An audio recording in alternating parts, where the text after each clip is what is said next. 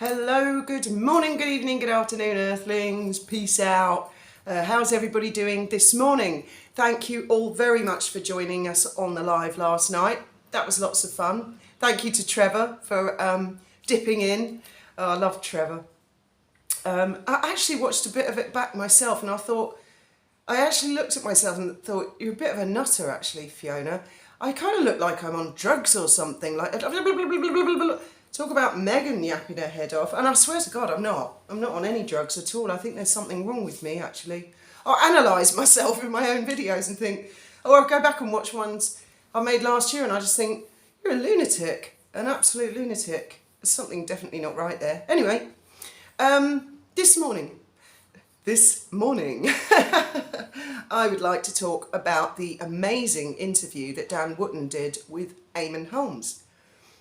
Fascinating, actually, and watching Eamon's body language and Dan, and just, it's kind of incredible. And the one thing that Eamon said that really struck home for me about that, it's all about the whole Philip Schofield drama, let's put it that way, that's going on at the moment, is when he said that he had been attacked by lots of people for saying, oh, you must have known and you covered it up.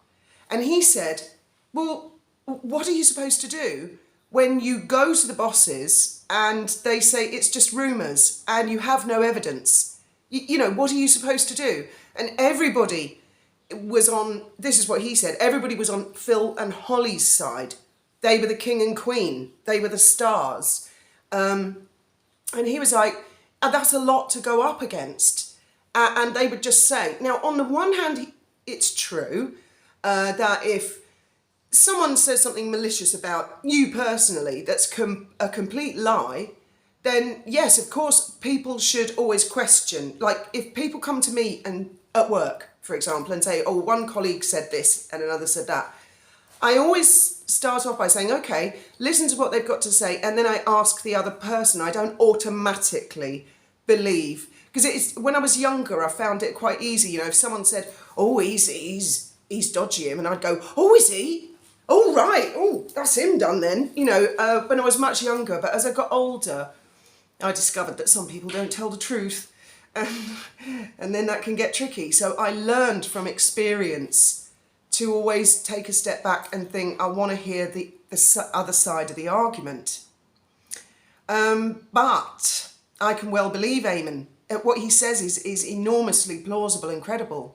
As we know from experience, I'm not likening Phil to Jimmy Savile, but Jimmy Savile was a big star and was, it would appear, untouchable. And it wasn't until after his death that a lot of stuff came out. Whereas there are other stars, such as John Leslie, I recall, and I think it was Fern Britton who really defended him and stuck up for him and said, none of that's true. I always felt that that was rumour and that just wasn't true about him. And I'm not making any comment one way or the other on Philip Schofield, actually. I'm more interested in the fact that it would appear the general population is full of condemnation. That's the way it's coming across. I could be wrong. And that Eamon is getting heat from people saying, you should have said something. And him saying, what could I say? What could I do? So this brings me to Sugars, Ellie Hall, Christopher Boozy, Omid Scobie, those kind of people. And last year I did do a couple of videos where I said, be careful sticking up for Meghan because she might turn out to not be very nice. Now, I'm going to enter a fictitious, hypothetical scenario here. Fair use and fair dealing, freedom of speech. If we had a time machine and we went forward, say, a year, and stuff, actual, factual, horrible stuff came out about Meghan, you can bet your bottom dollar that the general population would be full of condemnation. I mean, if we go back a year or two, it was unthinkable that Holly and Phil were on the sofa, cuddly Holly and squeaky Phil would find themselves in this position. So let's use our imaginary time machine and go forward, and everybody's like, nobody said anything. Well, if and when that day ever comes, I don't know about you lot, but I'm going to be one of the loudest voices saying, Oh, actually, I do recall you know, like certain celebrities, Oprah Winfrey for one, Gayle King for another, and certainly the lapdogs and mouthpieces of the Sussex camp. I will be one of the loudest voices saying, we as a community here have been screaming it from the rooftops, and we were told, it's rumours, you've got no evidence, you've never met her, you're a racist, la la la la la la la. I will be there, and I hope Meghan is paying attention. I doubt she is to Philip Schofield, other than, who's Philip Schofield? He's napped me off the front pages of every newspaper in the United Kingdom, that fusty-dusty little kingdom in Europe that nobody ever thinks about. She probably doesn't know who he is. She's probably never watched This Morning. But if I knew her, my advice to her would be, pay attention, because they're going to tear him to pieces. There but for the grace of God go I. You know, and equally to people who are full of judgment and condemnation anyway as a whole.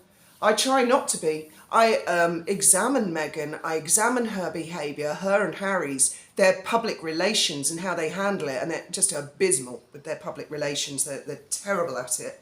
I think Philip Schofield was obviously a lot better. He kept things hidden.